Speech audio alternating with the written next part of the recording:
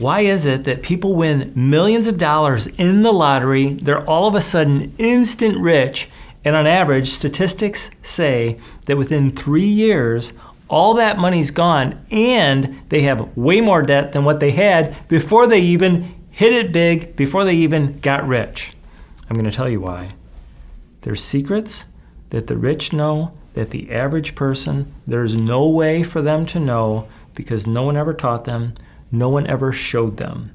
What I'm about to show you is how the rich stay rich, and maybe even more importantly, what they take for granted as things that they're careful with, things that they pay attention to that the average person wouldn't even know to pay attention to.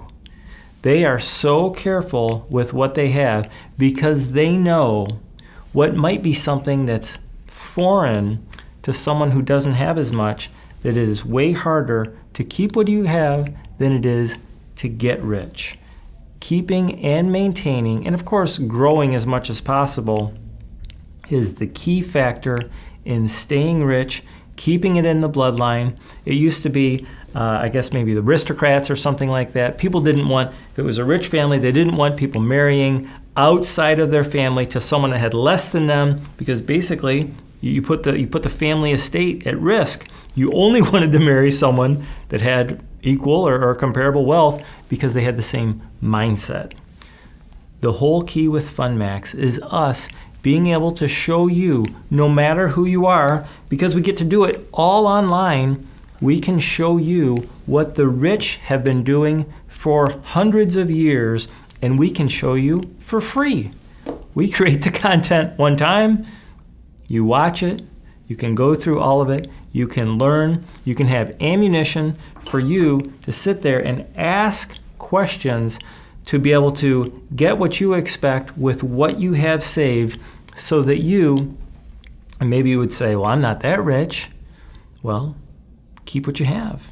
Do the best with what you do have. Make the wisest choices with what you do have, like the rich do. This is what he said. It is way harder to keep wealth than what it is to make wealth, because the very thing that helps you make wealth is not the thing that makes you keep it. I want to tell you a story about my wife and I. As we were raising our families, we used to, after Christmas each year, we would go to Naples, Florida, and stay there for the month of January, and then come back in February, just being out there for the day, having fun.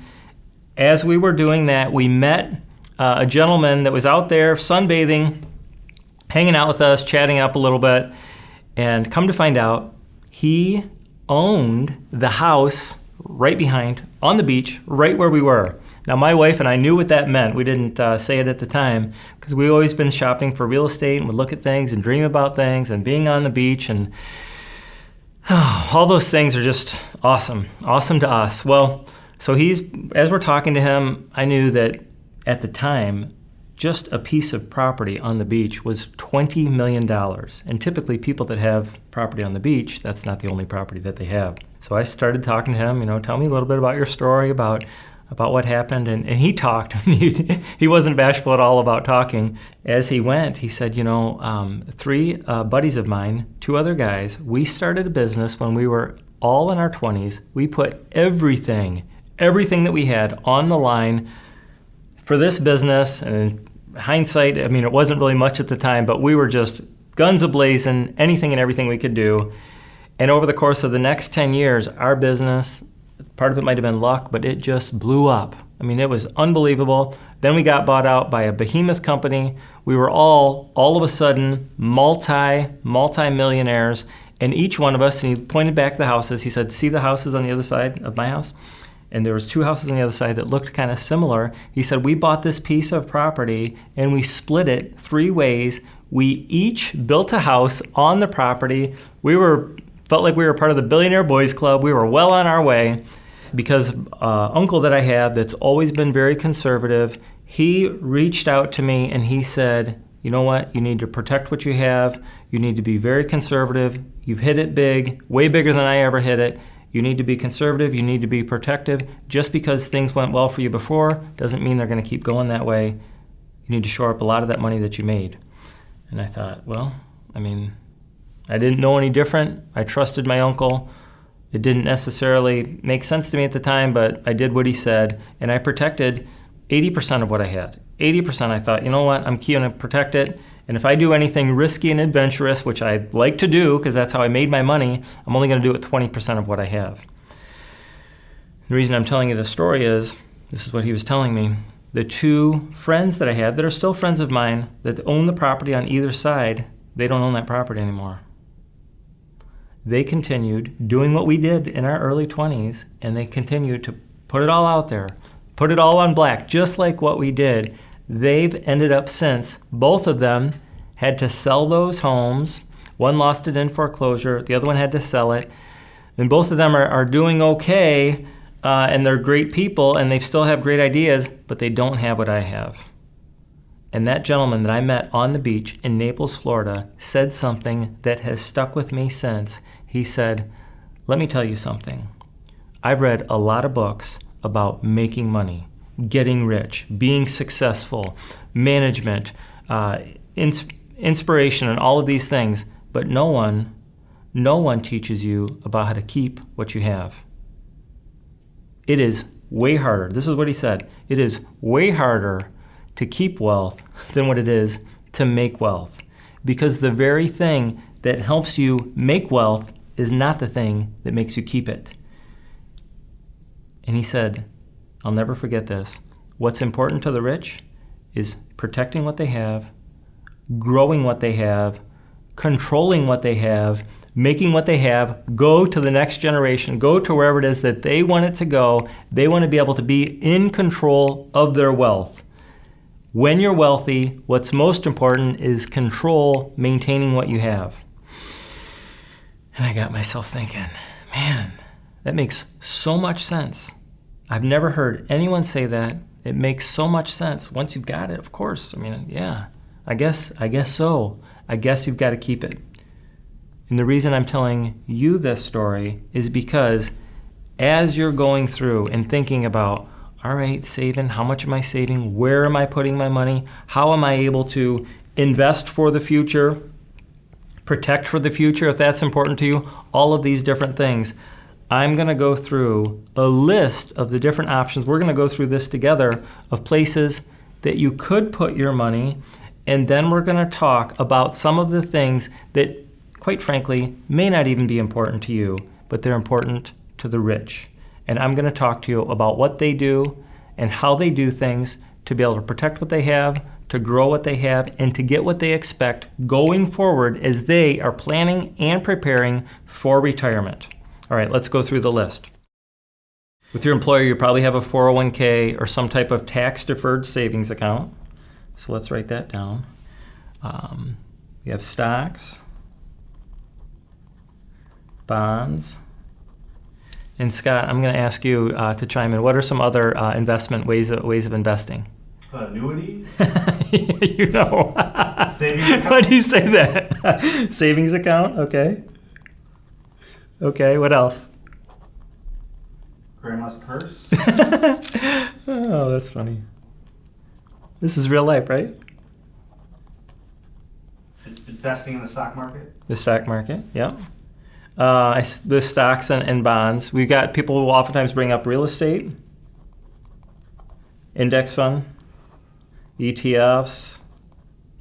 And let's write down what you said, variable annuities or annuities.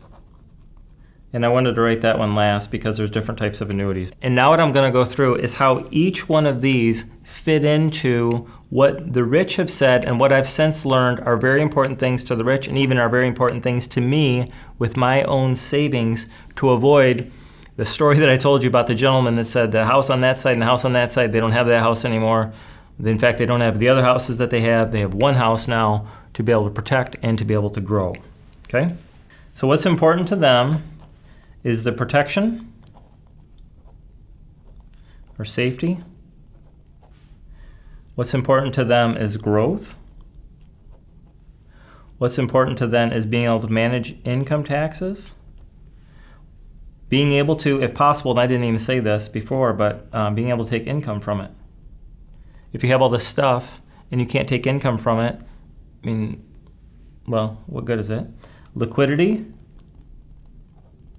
And what that means is, if I want money, how do I get it? Is it tied up? Am I able to get it from something? The fees that are on it. And finally, how do I keep it in my family? That says heirs. How do I keep the money in my family? So let's just kind of go through this, just kind of for information of how this goes. And I'm being an engineer, I like to do the matrices because it kind of gives me an easy way to think about things.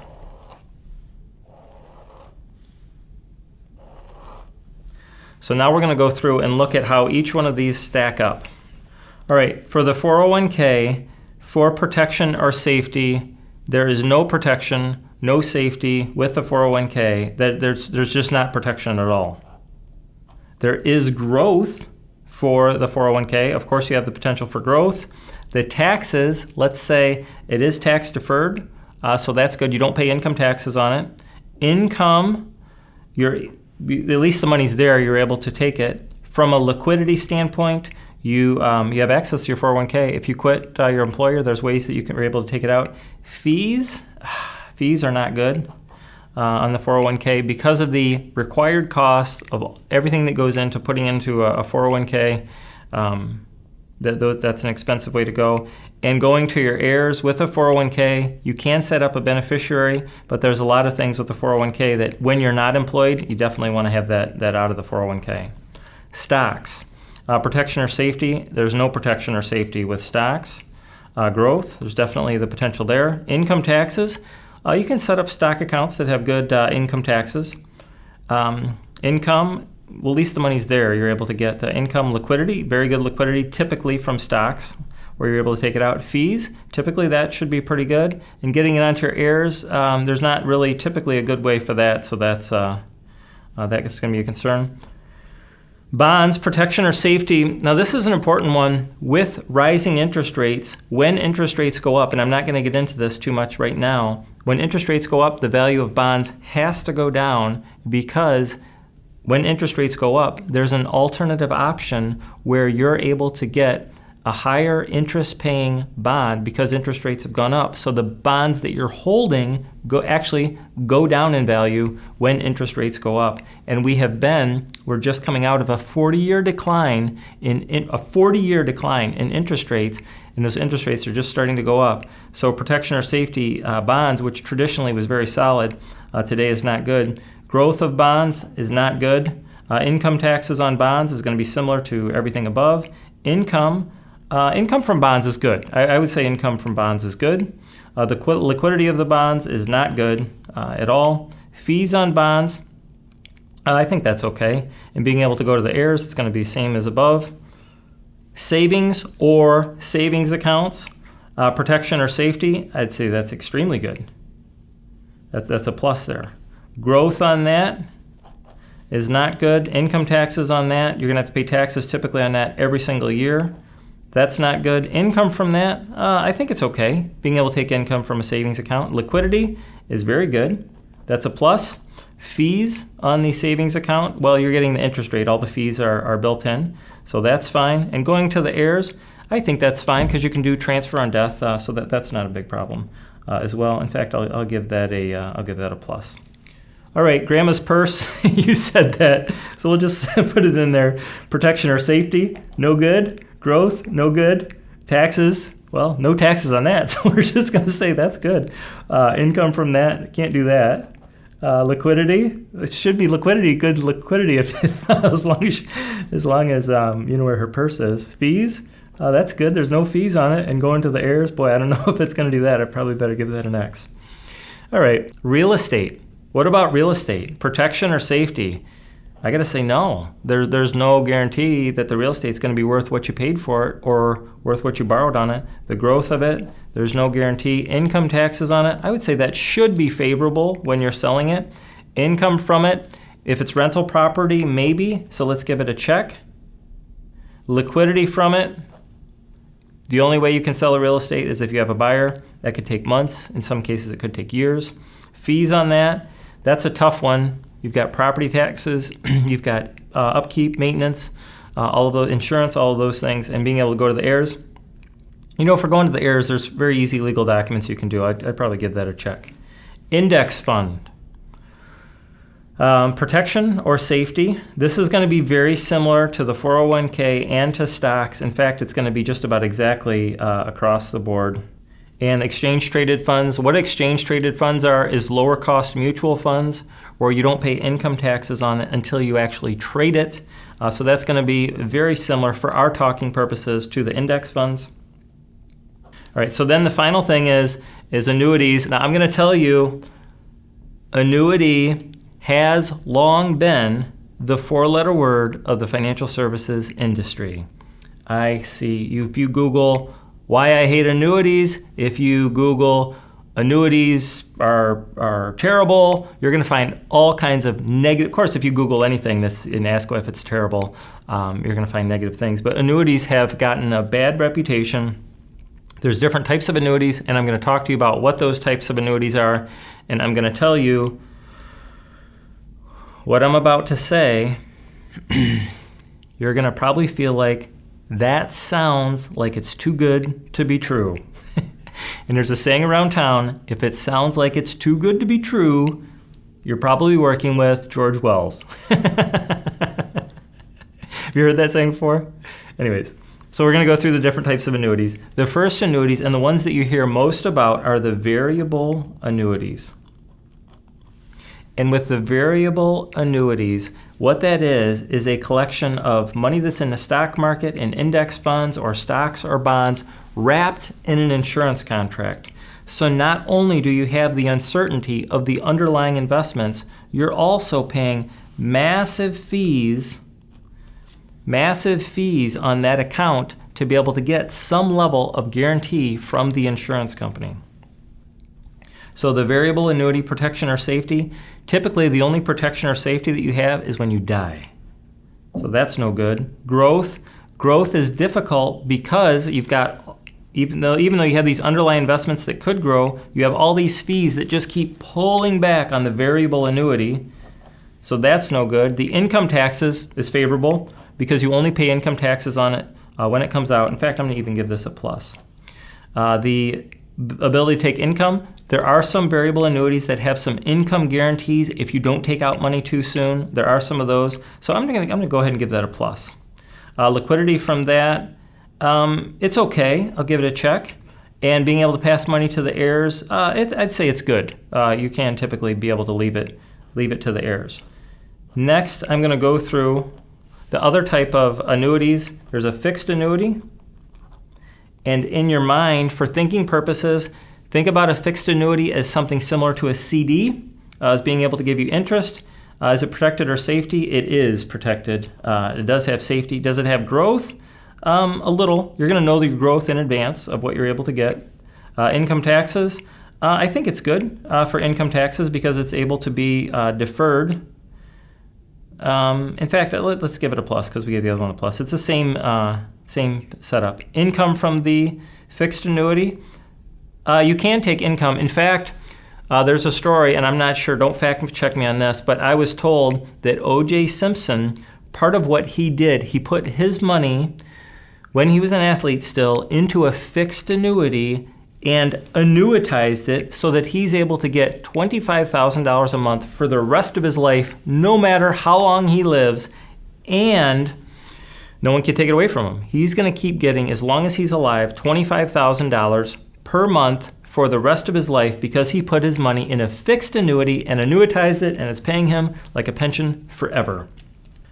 So that's income. So that can be very good. Liquidity from that, it's okay. There's ways that you're able to take it out. Fees from that, all of the fees are built in, so I would say that that's good. And being able to pass it to the heirs is also good. That's what they're set up, is to be for you and also for your heirs. Now, here is the moment we've been waiting for. What I went through all of this to make you aware of. Now, I'm going to tell you, this may be something that you think, that doesn't sound like me at all. That doesn't fit me at all. I don't want that. But nevertheless, what I'm about to share, what I'm going to go through, has the ability, well, let's kind of go through it. The fixed indexed annuity. The fixed indexed annuity is a fixed annuity as an underlying investment and also has the ability to index against the stock market.